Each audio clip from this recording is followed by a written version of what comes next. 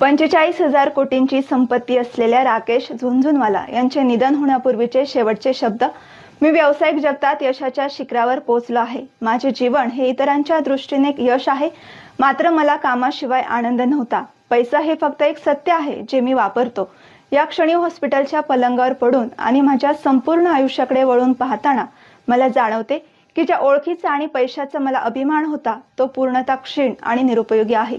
तुम्ही कोणाला तरी कामावर घेऊ शकता, तुमची कार चालवण्यासाठी किंवा पैसे कमवण्यासाठी, परंतु तुम्ही दुःख सहन करून मरण्यासाठी कोणाला कामावर ठेवू शकत नाही. हरवलेल्या भौतिक वस्तू सापडू शकतात, पण एक गोष्ट अशी आहे जी हरवल्यावर कधीच सापडत नाही, आणि ती म्हणजे आयुष्य.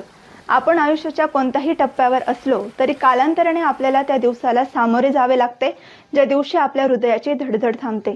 त्यामुळे तुमच्या कुटुंबावर, जोडीदारावर आणि मित्रांवर प्रेम करा.